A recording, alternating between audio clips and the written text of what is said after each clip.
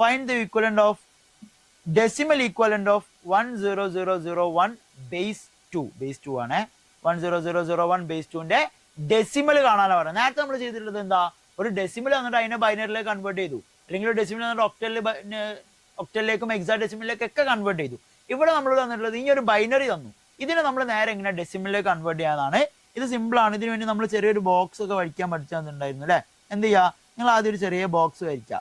ഈ ബോക്സ് വരയ്ക്കണം എന്നുള്ളത് നിർബന്ധമുള്ള കാര്യമല്ല, ഇത് നിങ്ങൾക്ക് കാൽക്കുലേറ്റ് ചെയ്യുമ്പോൾ ബുദ്ധിമുട്ടില്ലാതിരിക്കാൻ അല്ലെ. സോ എത്ര നമ്പർ ഉണ്ട്, 1 2 3 4 5 നമ്പറാണ്. സോ 5 കോളം കൊണ്ട് വരച്ച് വെക്കുക അല്ലെ, 5 കോളം വരച്ച്. ഇനി നമ്മുടെ ബൈനറി നമ്പേഴ്സ് ഏതൊക്കെ, അത് നേരെ ചെയ്താ 1 ഉണ്ട്, 0 ഉണ്ട്, 0 0 1. ക്ലിയർ ആണല്ലോ. ബൈനറി നമ്പർ എഴുതിയല്ലോ, ഇവിടെ എഴുതി വെക്കാം ബൈനറി നമ്പർ. ഇവിടെ നമ്മൾ ഇനി നമ്പറിന് എന്ത് ചെയ്യണം, പവർ ഇട്ട് കൊടുക്കണം. എങ്ങനെയാണ് നമ്മൾ പവർ ഇട്ട് കൊടുക്കുക? യെസ്, നമുക്കറിയാം ബൈനറിന്റെ ബേസ് എന്ന് പറഞ്ഞാൽ 2 ആണ്. സോ എല്ലാത്തിനും നേരെ നമ്മൾ എന്ത് ചെയ്യുക, 2 അങ്ങോട്ട് ഇട്ട് കൊടുത്തു. എല്ലാത്തിനും നേരെ താഴെ എന്താക്കി, 2 ഇട്ട് കൊടുത്ത്.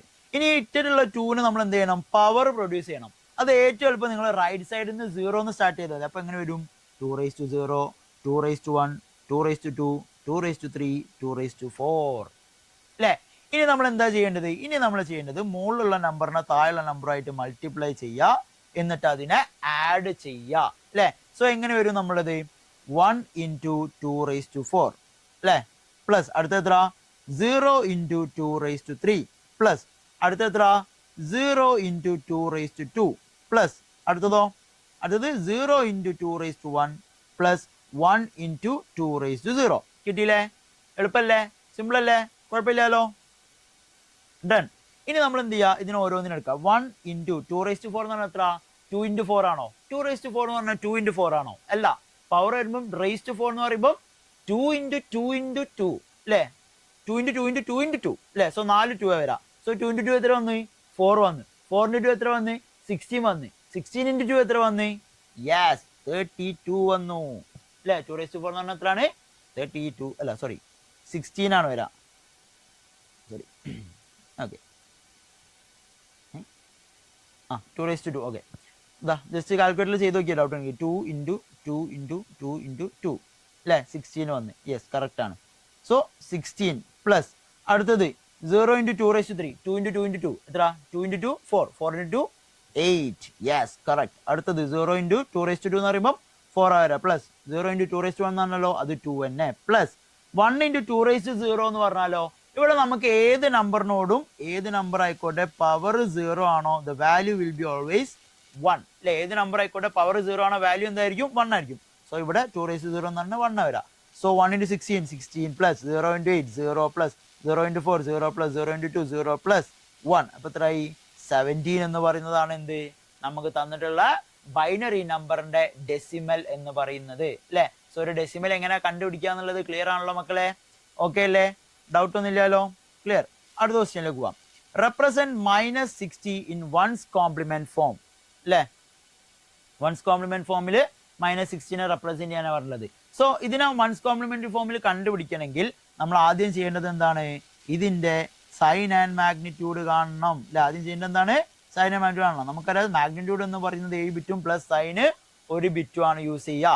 ആൻഡ് അതുപോലെ തന്നെ ഇവിടെ പോസിറ്റീവ് നമ്പർ ആണെങ്കിൽ സൈന് 0യും നെഗറ്റീവ് നമ്പർ ആണെങ്കിൽ സൈന് 1ഉം ആണ് നമ്മൾ യൂസ് ചെയ്യല്.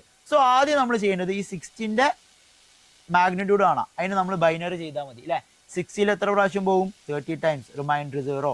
30ൽ എത്ര പ്രാവശ്യം പോവും, 15 ടൈംസ് റിമൈൻഡർ 0. 15ൽ എത്ര പ്രാവശ്യം പോവും, 7 ടൈംസ് റിമൈൻഡർ 1. 7ൽ എത്ര പ്രാവശ്യം പോവും, 3 ടൈംസ് റിമൈൻഡർ 1. 3ൽ എത്ര പ്രാവശ്യം പോവും, 1 ടൈംസ് റിമൈൻഡർ 1. 1ലോ പോവില്ല, സോ 1നെ കയറ്റിയിടും. സോ 1 1 1 1 0 0. ഇത് എത്ര ബിറ്റ് ഉണ്ട് നമുക്ക് നോക്കിയാൽ മനസ്സിലാവും. 4ഉം 2ഉം 6 ബിറ്റ് ആയിട്ടുള്ളൂ അല്ലെ. 4ഉം 2ഉം 6 ബിറ്റ് ആയിട്ടുള്ളൂ. നമുക്കറിയാം മാഗ്നിറ്റ്യൂഡ് എത്ര ബിറ്റ് വേണം, 7 ബിറ്റ് വേണം. സോ ഫ്രണ്ടിൽ വെറുതെ എന്ത് ചെയ്യാം, ഒരു 0 ആഡ് ചെയ്ത് കൊടുക്കാം. അപ്പൊ നമുക്ക് 7 ബിറ്റ് ആയില്ലേ, ക്ലിയർ ആയല്ലോ, ഡൗട്ട് ഇല്ല.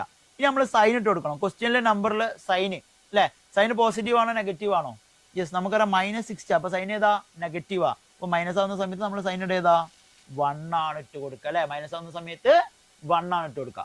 അപ്പൊ നമുക്ക് എന്ത് കിട്ടി, നമ്മുടെ സൈൻ ആൻഡ് മാഗ്നിറ്റ്യൂഡ് കിട്ടി. ഇനി നമ്മൾ കാണേണ്ടത് എന്താ, ഇതിന്റെ വൺസ് കോംപ്ലിമെന്റ് എഴുതണം. വൺസ് കോംപ്ലിമെന്റ് നമുക്കറിയാം സൈൻ അതേപോലെ ഇറക്കിയില്ല, ഒന്നും ചെയ്യണ്ട. എന്നിട്ട് ബാക്കിയുള്ള നമ്പറിന് റെസിപ്രോക്കൽ ആയിട്ടുള്ള നമ്പർ ഇടാം അല്ലെ. അപ്പൊ ഇവിടെ 0 ഉള്ളത് അതിന് പകരം എന്ത് ചെയ്യുക, 1 ഇടാം.